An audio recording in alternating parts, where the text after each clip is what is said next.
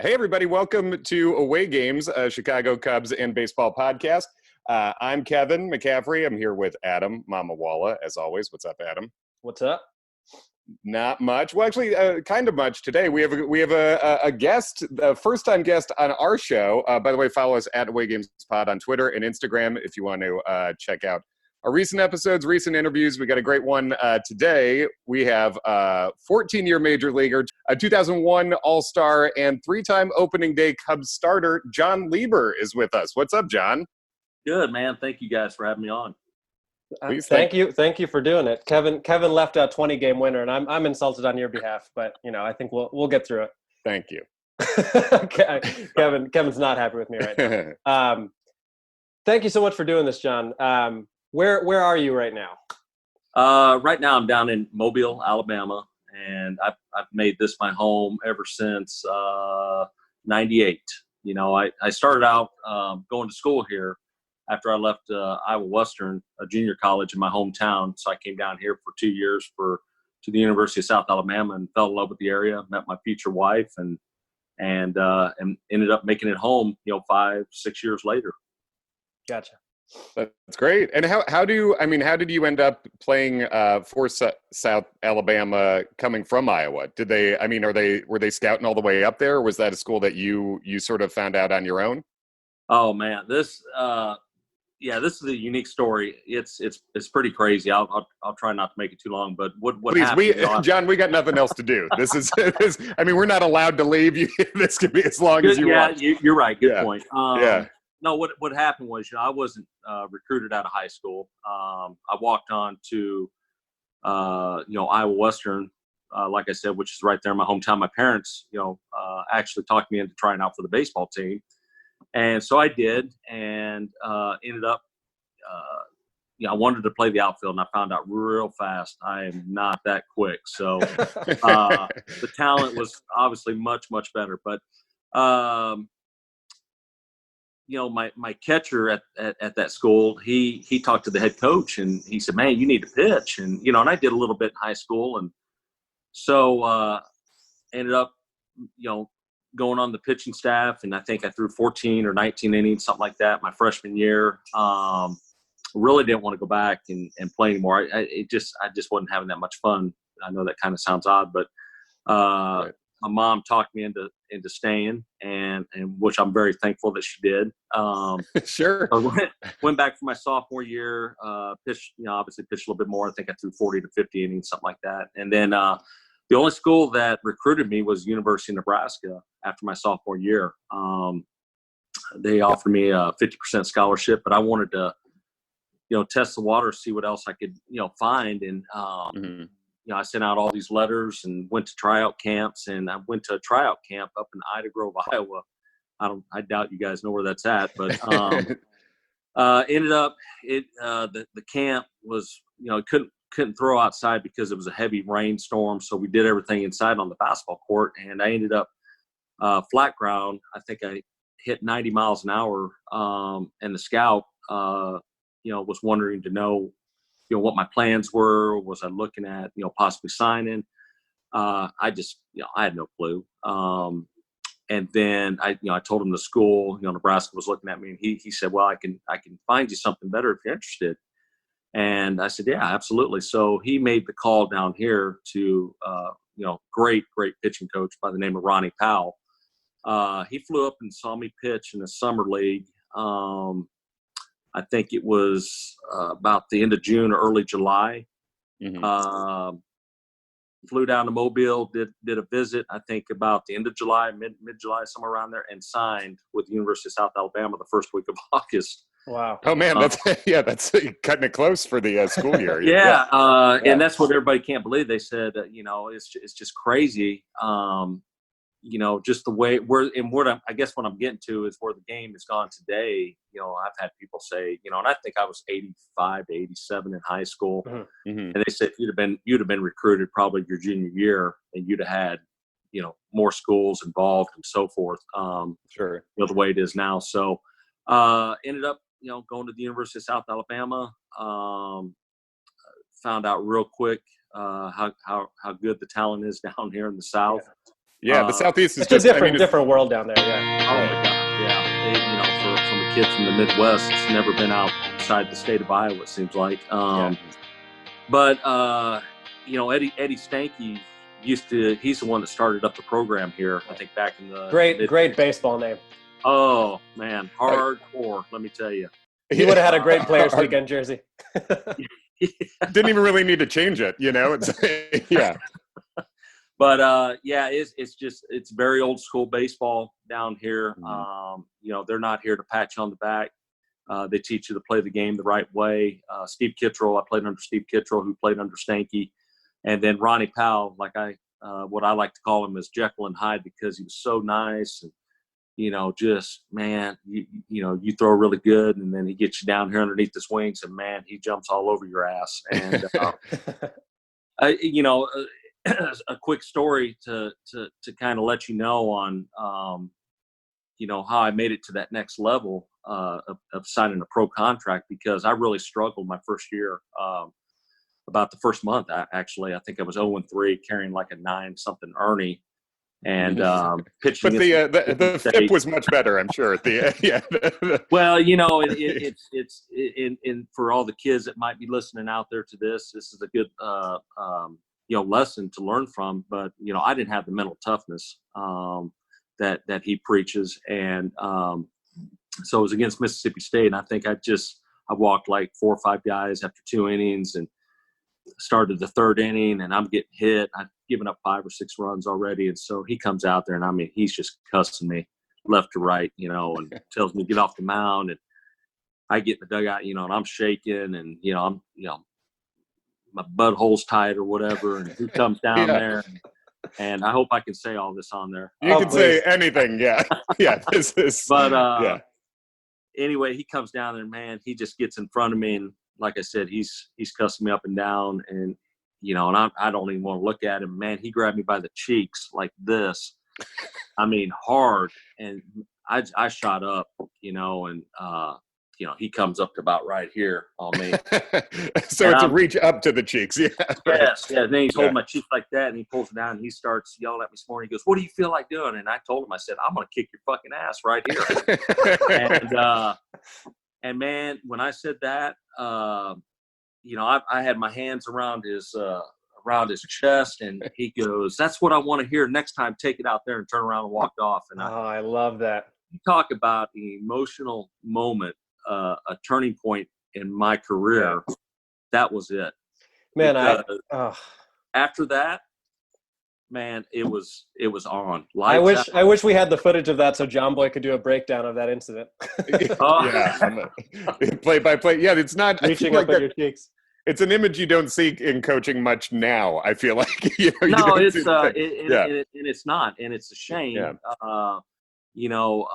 Because I think kids, and I say this lightly, I think they're too soft. They expect everything handed to them, or they expect it the easy way out. And, I tell people this story that, they think, oh man, you had it made, 2nd round pick. And man, I worked my ass off for it. And when they hear about how I came about, almost quitting after my freshman year, and my mom talking me into it. And, I'm just an immature little turd, that's 18, 19 years old, have no idea what lays in front of me. Sure. That's it, and it's all about mental toughness. Yeah. And sorry, go ahead, Kev. I think it's interesting that you had a coach that was that hard on you, but also that he earned your trust before that. Obviously, it wasn't some guy who was just playing the part of a red ass tough guy. It's like you trusted that he had your best interest in mind. Yeah, too. Yeah. He, and you've really got to buy into it. There's some guys that can't handle it, some guys that can, and some guys that just don't care. You know what I mean? And I do care. I care about a lot of things, and that's a moment because, and not saying my teammates didn't care either. It's just you got to know which buttons to push, and and we call him CP. Coach Powell. He's kind of he's hard nosed. He's basically one way, and Coach Powell played under Stanky, and Stanky was like that all the time. From what I've heard. And, I'll tell you a quick story about Stanky. You're gonna love this. So it's my first year down here. Before the season starts, and he comes in. Kittrell has him Coach Kittrell has him come in and do a speech to the players every year, talking about, what to do and how to prepare yourself and get ready for the season. And, this frail guy comes in there, he's 72, 73, I think at the time. And, he's walking real slow and he gets up to the podium and he starts out real soft. We're all, we're slouching back like, what's he going to tell us? And he goes, I swear to God, he goes, it's South Alabama. He goes, we don't rebuild. He goes, we reload. And I mean, it just, you talk about everybody popping up out of their seats. And I mean, his voice got stronger in certain situations. And yeah, he could still bring his fastball. He couldn't go as many innings as he used to, but he could still come in and close the game. Oh man. Yeah. Just a fiery, type of individual. I mean, I've never met anybody like that. So yeah, and I love the showmanship of the Willy Wonka-esque walking out all meek with the cane and then do the somersault and fire up hard. Yeah, that's great. Man. Yeah. But yeah, I was going to say it made sense to me, like looking into where you grew up and everything, that you're from the Midwest, because in my mind, like you always had that sort of like very workman-like mentality, and I think that was one of the things that I respected the most about watching you pitch for the Cubs is that. Let's be honest, other than 2001, you were on some pretty rough Cubs teams, unfortunately, and you still went out there every fifth day and worked your ass off. And I imagine that's got to be hard when you're going out there in August or September in what is already a season where you're not going to be in the playoffs, to still have that mental toughness to bring it every fifth day. Well, it's looking back on it now, it sucks. To not be on the type of teams that I knew we were better than what we were doing. But I think for me, what it boiled down to, honestly, for me to keep pushing was competing. I just love to compete. People ask me all the time, do you miss the game? And I'm like, no, not really. I don't, I miss being around the guys. Yeah. Like everybody else does. But I said, really for me, it's being able to go out there and when you feel good and competing against some of the best players in the world. That's the thing I really miss, and I wasn't overpowering or, explosive like a Garrett Cole or, Verlander. I had to be on top of my game, and that made it more challenging. And, you have your good days and you have your bad days. You try and make the good more than the bad. And, sure. So that's what I really miss about it, what I enjoyed about it. And Adam was just mentioning the effort, the workman-like attitude. You led the majors in innings pitched in 2000, and I went back and looked at it. You threw 251, and no one's. I researched that to see no one's thrown that many since 2004. Now, and even that was Levon Hernandez, who I feel like could just throw like 600 innings. I feel like that it did. He had like just a different a rubber kind of, arm. Yeah, exactly. He could just throw really funky 82-mile-an-hour fastballs for every game of the year. But do you at the time? I mean, considering that's just an unheard of amount to pitch in the modern game, did it feel like as much as it was? Did you feel like a body shouldn't be doing this at the end of that, or?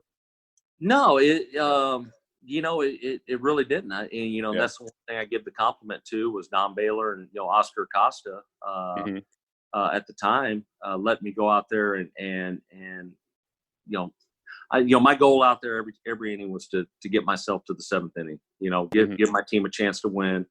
And, I was going to work as hard as I could to do that, and, obviously, you got to stay on par, in between your days of starting. So, but it was just one mental approach, and that was just get ready for the next start and go as long as you can, as long as they're going to let you. Yeah. And you talked about just missing that competition. Also, when you look at the years your career spanned, you faced everybody. I mean, you had appearances against all of the big guys that we talk about now, and we won't get into what competitive advantage they may have had. But the hitters were pretty large during your era. It turned out, Bonds and McGuire and Sosa and Big Papi and all these guys. I was curious, who of that like upper caliber level player did you feel gave you the hardest time, and who did you feel like you just had their number for whatever reason? The power hitters, I felt like I had more success against those guys. The Bonds, the McGuires, the Bagwells. I'm trying to think. I don't know Sammy. I know I faced Sammy a few times. I can't remember what I've done against him, but the guys that really gave me the hardest time were, the Bill Millers. You remember him? Oh yeah, sure. Billy. Yeah. Billy, I think he was 10 for 10 his first 10 at bats off me when he was with the Giants. Yeah. The line drive guys. Right. The one big power hitter that comes to mind that gave me problems was Ryan Klesko for some reason. And Ryan was the type of guy. It was all in or nothing at all. And and it seemed like no matter if I made a good pitch, a broken bat, that ball was finding somewhere in the outfield for a base hit, either a bloop single or a 480-foot bomb. But Eric Young's another guy that comes to mind, gave me problems. It just seemed another like former Cub. Really oh yeah. EY. But the big power hitters, it just seemed like they obviously they were getting paid to do one thing, that's hit the ball out of the ballpark, and I felt like if I could get ahead of those guys in the count, I'm going to be successful against them. So. Yeah. Now, and along those lines, we actually had a question from our friend Ken Schultz, who's another big Cubs fan, and he wanted to know, how do you think, if you were pitching today, how do you think your game would play as somebody who wasn't like a huge strikeout number sort of guy? Like, how do you think you would fare in today's league? I think I'd have more strikeouts than I did when I was playing. I totally agree. I think, but then again, would I be given the opportunity to make the big leagues? Because supposedly, everybody throws 95 or harder, and and then are they going to let you pitch as long? I feel like all you got to do is pitch 5 innings, and it's just, I do. I feel like I would be successful because I feel like everything's based off the launch angle, and there's just one approach, and it's like a fast pitch softball game is what I like to call it. Right. So, you get ahead and you throw the breaking ball, and I think the bonus would be I was able to locate to both sides of the plate. So, Yeah. And I mean, I think that's interesting too, because it does seem like in more before than now, pitchers with your profile who just got results over and over did get drafted higher, did move more quickly to the major leagues now. Because you talk about you were a 2nd round pick, and you said you weren't throwing much, 91, 92 at that time? Yeah, 90 to 92. And I remember we had BJ Wallace. He was at Mississippi State, left-handed pitcher. I think he was the 3rd pick overall. There was I can't remember the other closer from Mississippi State too. He threw hard. Those guys, they went higher, but I think what helped me was being able to locate and being able to throw strikes. So yeah. And you were drafted by the Cubs first, right? Before ultimately signing with the Royals. What was that process like? Oh man, it was it was a scout. I'm not going to say his name, but they made the offer, and they were and I knew what 9th round picks were getting back then. I think it was between 27 and 32 or whatever. And and I'm a junior now. I should have some leverage. So we go in. I've got my parents there, and he throws down this piece of paper, and there's 4 different sets of numbers, and I mean none of them were above 20,000, and I'm just like, he's like, he's trying to get me to sign right away, and I'm like, I don't know, I think you do better. And he goes, man, that's all you're going to get. And I'm like, well, and I flat out, I said, well, I'm probably going to go back to school then. Yeah. So, and this was what, 1991 was this? This was 91. Yes, 91. Well, the Cubs also let Maddox go that year, so there was the track record of 1991 pitching decisions wasn't the peak of the franchise, I guess. But it was strange because he went back, I guess, to their coordinator, and what I was looking for was 27, and I was back home, and so the coordinator called, and he asked me, he said, "What are you looking for?" And I said, I'd like to get this. So they were giving me, I think 27 or 28 plus schooling. And, my mom and dad are there. And I said, what do I do? I have no agent or anything. And he says, it's your decision. And I already had a talk with, Ronnie Powell at the time. He thought I needed to come back and perfect my game a little bit better, which was probably the best thing I did. And I told him, I said, man, I've made up my mind. You had a chance to sign me at that time. Yeah. But I'm going back to school, and he appreciated it. He wished me luck and, nothing but the best. But the scout wasn't too happy. He called me back, I think the next day or 2 days later, and just threw me under the bus and just threatened to blackball me and this, that. And he grabbed you by the cheeks via telephone. Well, if I had a chance to grab him, I would have done it. Sure. No, I'm just kidding. But it was so unprofessional. I've never been thinking like that. I guarantee it. They don't do that nowadays. But I called Steve Kittrell, and he said, "Don't worry about it." Because I was nervous. If I made the wrong decision, and he eventually ended up getting fired, I think, the next week. So, that was quick turnaround. Kind of a sore point, but it was, looking back, it was the best decision I ever made because I did. Not saying anything would have been any different if I'd have signed, but it all works out for a reason. Yeah, and now obviously you do end up playing for the Cubs, 2 stints, but primarily from I guess 99 to 2002. And given that this is a Cubs podcast, I wanted to know, what are some of your favorite memories of Chicago and Wrigley from that time? And also, if you have to pick one, who is your favorite teammate from those 4 years for the Cubs? Oh man, can it be more than one teammate? It can be more than one, sure. Okay. Well, let's start with that. Obviously, Kevin Tapney, Kerry Wood, Jason Beret. It just those teams were just. I had the most fun probably, with those teams during that time, and the 08 team too. I mean, those guys were, phenomenal. But there's just something special about playing, at Wrigley Field. And, I dreaded it as a visiting player because, you're not used to the day games. And obviously everybody says, don't look at the flags when, if you're pitching that day and first thing you know is just blowing straight out. And it's like, oh crap, I'm pitching today, how's this going to go? But, thank God you threw a lot of ground balls.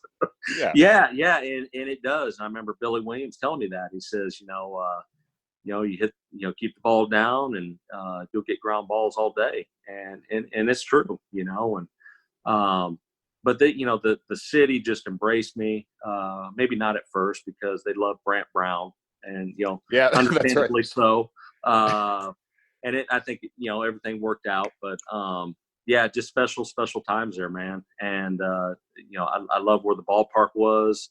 And I felt like I could have, nights with my family and stuff like that. So, yeah, that's true. It's one of the few, really the only professional team you can play for where you can have somewhat of a 9-to-5 life and get to actually be a dad and be with your family.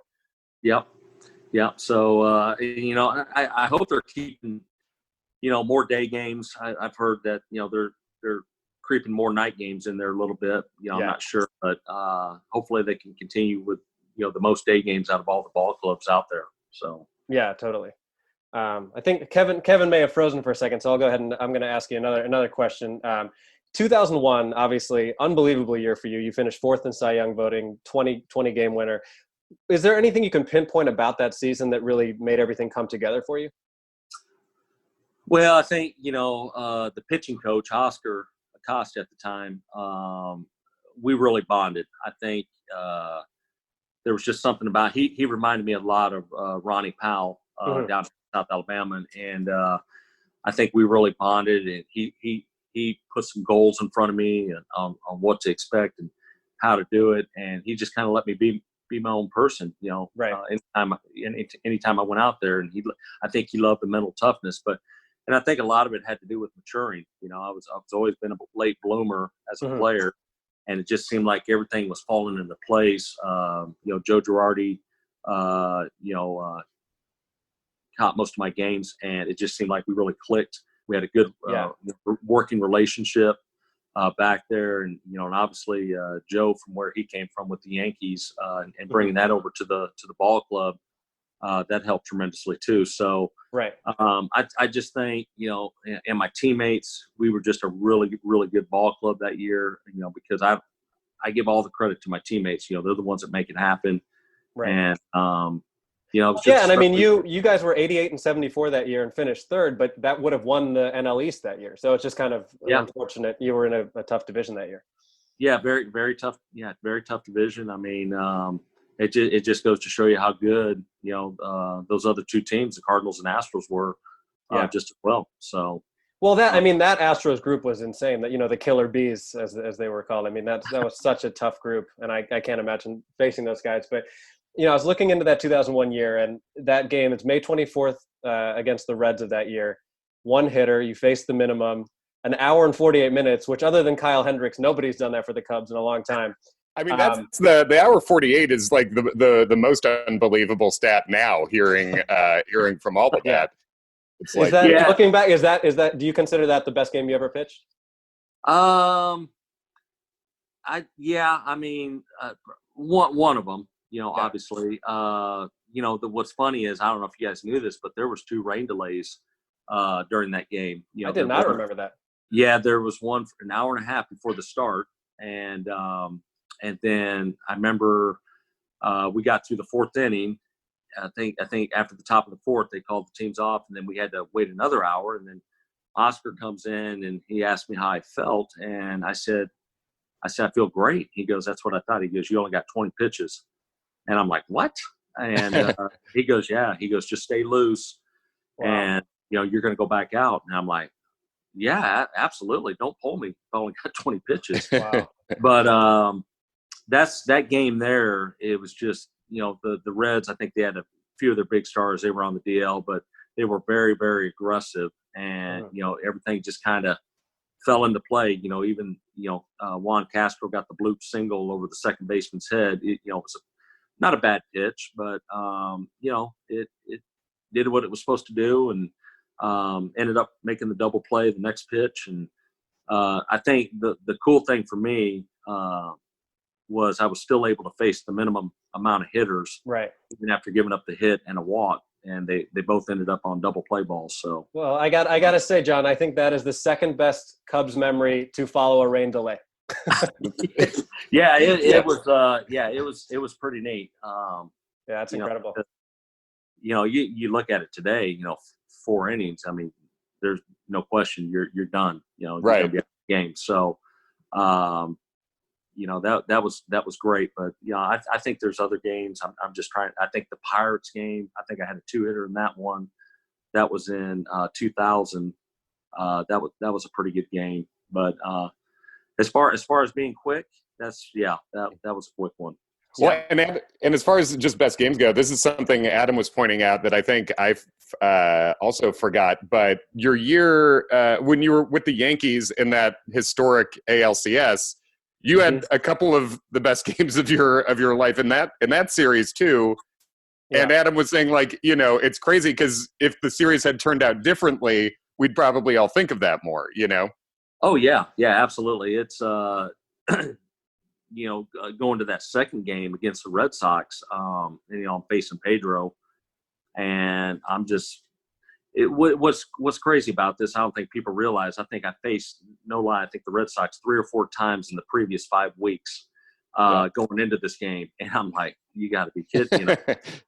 It's no secret when I'm throwing. It's either a fastball or slider. And right. And then to look at the box score and knowing going into the 7th inning, I've only given up 1 hit. And I remember Jeter telling me, he says, he just laughed about it.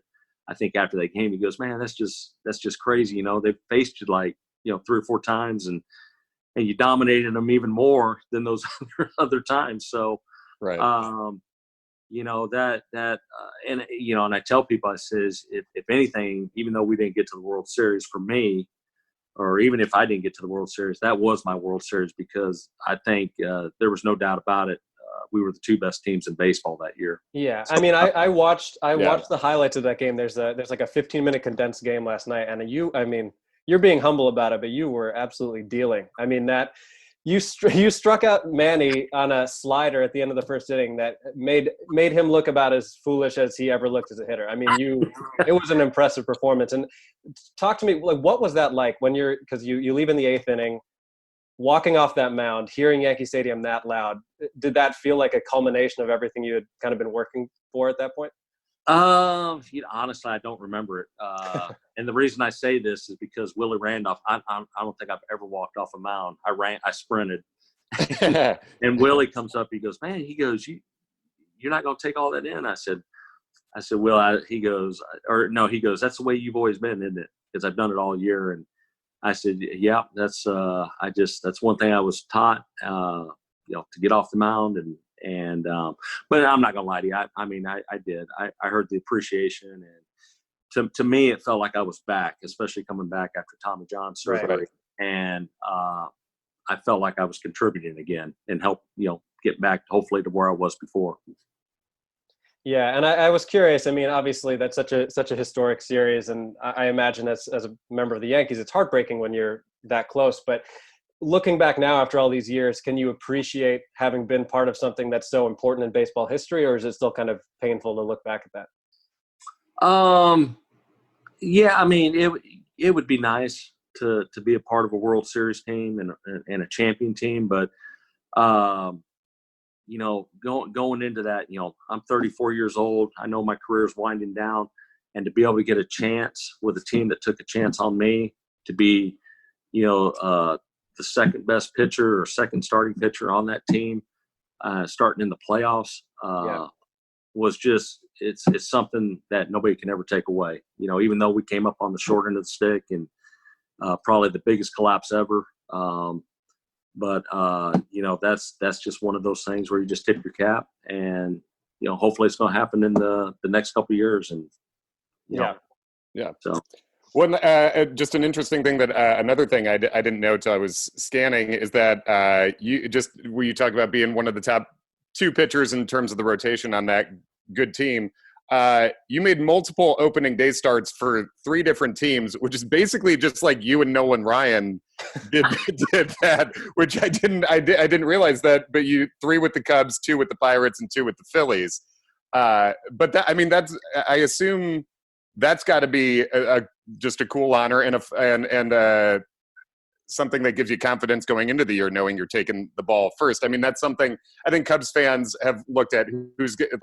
I think a lot of us sentimentally want Hendricks to get the ball on the opening day. But does it make as much of a difference to you guys as it does as like fans think about it? For me personally, no. Yeah. I know there was other guys on those teams that were more deserving than I was, and I tried not to make it any different. It's just, I know everybody says, well, you're the opening day guy, you're the stopper. And look, I'm not stopping anything. They're going to be putting the ball more in play than instead of walking back to the bench. So it's good reverse trash talk starting off the year.